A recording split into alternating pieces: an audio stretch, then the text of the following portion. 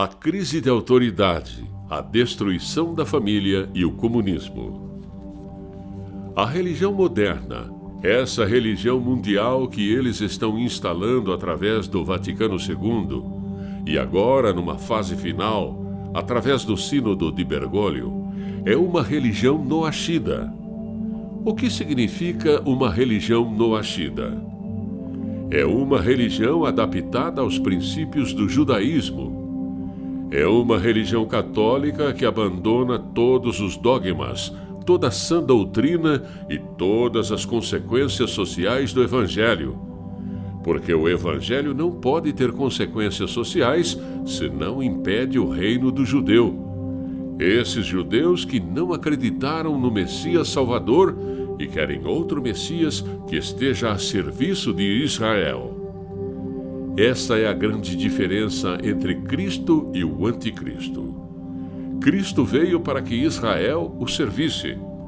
O Anticristo vem para servir em Israel. Porque o falso judeu que não acreditou no Messias Salvador quer a glória de Israel, e ele não vê a glória de Israel em Cristo. E por isso, ele anula todas as dimensões sociais do cristianismo para que eles consigam reinar e escravizar todos os povos. Esse é o objetivo. Por isso, eles dominaram o Vaticano e adaptaram o catolicismo, fazendo uma religião noachida. Uma religião adaptada para os pagãos. E essa religião é fundamentalmente individualista. Cada um tem a sua fé. Então você vai ter as suas devoções, vai amar Nossa Senhora, vai fazer a sua consagração a ela, vai ter muitos métodos de oração, muitas espiritualidades. Você pode ir em qualquer seita que fazem parte da constelação da religião noachida do Vaticano II. E ali você vai rezar, você vai ter o seu momento de oração, de meditação, tudo voltado para o seu crescimento espiritual.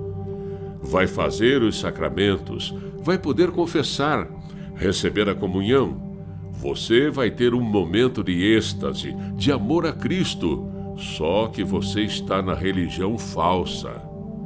Porque todas essas coisas individualistas são aparentemente boas, estão a serviço de uma religião que cortou, que rompeu com o catolicismo. Porque o catolicismo tem tudo isso, mas não só isso. Tudo é orientado para uma finalidade. As pessoas não vivem sozinhas no catolicismo. Elas vivem orientadas para uma finalidade eterna, não só da minha salvação, mas da salvação do corpo místico de toda a igreja, de todo o mecanismo da igreja que se salva, submetendo-se a uma autoridade. Isso as pessoas não entendem mais. E essa autoridade é a autoridade de Cristo, representada pela autoridade do Papa. Por isso que não podemos desligar o catolicismo da sua dimensão social, quer dizer, do reino social de Cristo. Senão, a gente estará aderindo à religião noachida do Vaticano II. Elias vai ungir os reis e os profetas.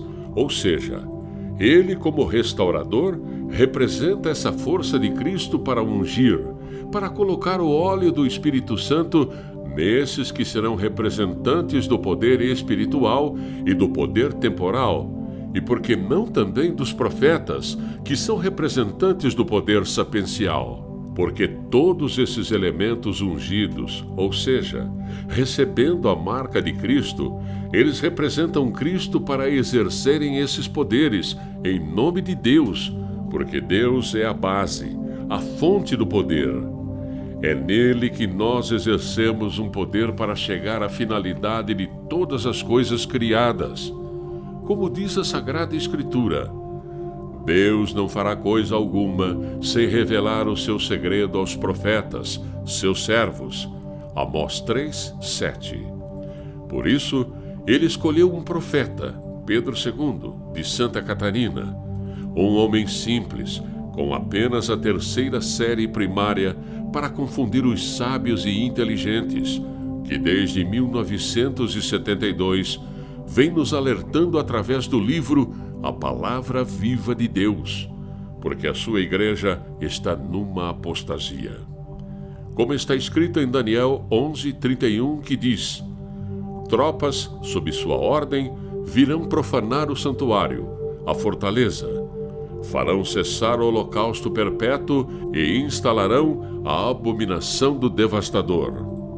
Também está escrito: ninguém de modo algum vos engane, porque primeiro deve vir a apostasia, e deve manifestar-se o homem da iniquidade, o filho da perdição, o adversário, aquele que se levanta contra tudo o que é divino e sagrado, a ponto de tomar o lugar no templo de Deus e apresentar-se como se fosse Deus.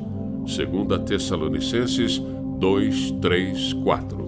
Vejam o que a Virgem Maria disse ao profeta Pedro II de Santa Catarina, Brasil, no dia 26 de abril do ano 2005. Deus, por sua tão grande misericórdia, quis que seu santo Filho sofresse muito para a remissão dos pecados, mas não de todos, porque os contra sua lei, esses não merecem nada.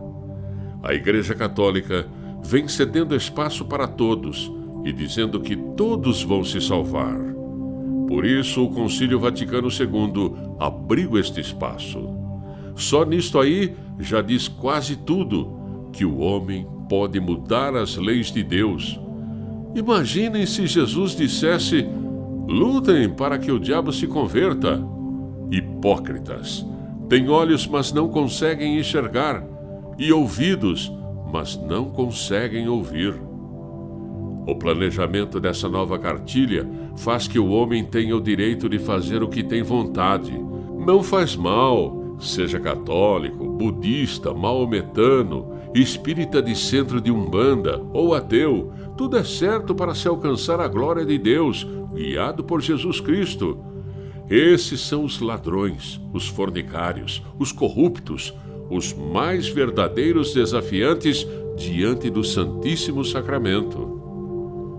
E no dia 13 de setembro do ano 2000, a todos os sacerdotes do mundo inteiro, da Igreja de Pedro, fica este alerta: conservai o sistema como a Igreja vinha mantendo antes do Concílio Vaticano II, porque depois que o segundo foi feito, entrou Satanás no meio para fazer divisão, atirando um contra outro, sacerdotes um contra outro, bispos um contra outro, cardeais um contra outro, e a maioria contra João Paulo II. Esta manobra está sendo feita para ver a única igreja caída, e dela já está mais da metade numa total desolação. Afastai-vos, servos de Deus, dos maus conservadores que fazem seus serviços pela metade, pois esses são conservadores pelo lado errado, que por dinheiro